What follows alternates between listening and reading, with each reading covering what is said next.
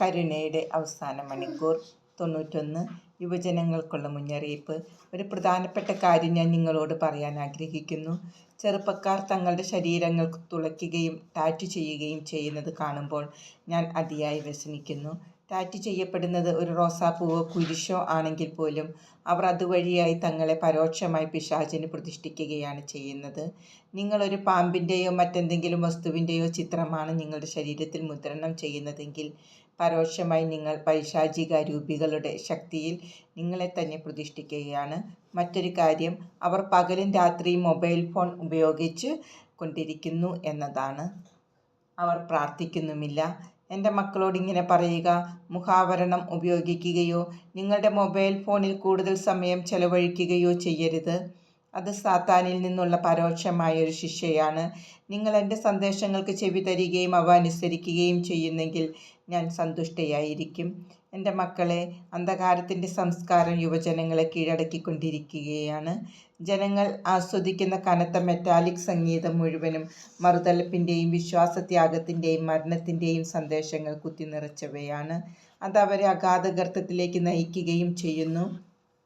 ഈ അന്ധകാരത്തിൻ്റെ സംഗീതം ശ്രവിക്കുന്നത് വഴിയായി ദശലക്ഷക്കണക്കിന് യുവജനങ്ങൾ നഷ്ടപ്പെട്ടു പോകുന്നു.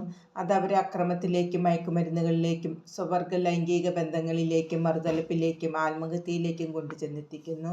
ഏറ്റവും ദുഃഖകരമായ കാര്യം ധാർമ്മികവും ആധ്യാത്മികവുമായ എല്ലാ മൂല്യങ്ങളും നഷ്ടപ്പെടുന്നു എന്നതാണ്. അതോടൊപ്പം അവർക്ക് ദൈവത്തെയും നഷ്ടപ്പെടുന്നു. ഈ സംഗീതം യുവജനങ്ങളെ നിരാശയിലേക്കും ഡിപ്രഷനിലേക്കും പലപ്പോഴും മരണത്തിലേക്കും നയിക്കുന്നുവെന്ന് നിങ്ങൾ അറിയുന്നുണ്ടോ? അതിൻ്റെ പദങ്ങളിൽ, വരികളിൽ, താളത്തിൽ എല്ലാം പൈശാചിക രൂപികളുടെ സ്വാധീനമുണ്ട്. അത് യുവജനങ്ങളെ ഇരുട്ടിൻ്റെ രാജ്യത്തിലേക്ക് മുക്കി താഴ്ത്തുന്നു.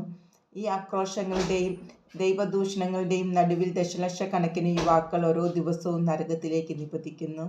എൻ്റെ പ്രിയപ്പെട്ട യുവജനങ്ങളെ, നിങ്ങളിൽ അനേകർ സാങ്കേതിക വിദ്യയുടെയും മയക്കുമരുന്നുകളുടെയും ലൈംഗികതയുടെയും പണത്തിൻ്റെയും അഹങ്കാരത്തിൻ്റെയും മദ്യത്തിൻ്റെയും ആഭിചാരത്തിൻ്റെയും ദൈവങ്ങൾക്കും ഈ ലോകത്തിൻ്റെയും ജഡികേച്ഛയുടെയും ദൈവങ്ങൾക്കും സ്വയം വഴങ്ങിക്കൊടുത്തിരിക്കുന്നു. ജീവൻ്റെ ദൈവത്തിന് നേരെ മുഖം തിരിച്ചതിനാൽ ഈ ലോകം ഇപ്പോൾ അന്ധകാരത്തിൻ്റെ സ്വാധീനത്തിലാണ്. അവർ തങ്ങളുടെ ജീവിതത്തിൽ നിന്നും തങ്ങളുടെ കുടുംബങ്ങളിൽ നിന്നും ദൈവത്തെ പുറത്താക്കിയിരിക്കുന്നു. അവർ തങ്ങളെ തന്നെ ശപിക്കുന്നു. തങ്ങൾക്ക് ആവശ്യമായ സ്നേഹവും കരുതലും നൽകാത്തതിൽ അവർ തങ്ങളുടെ മാതാപിതാക്കളെയും ശപിക്കുന്നു. നിത്യകാലത്തേക്ക് അവരെ അനുഗമിക്കുന്ന മുദ്ര അവർക്ക് ദൈവത്തോടുള്ള വെറുപ്പത്രേ.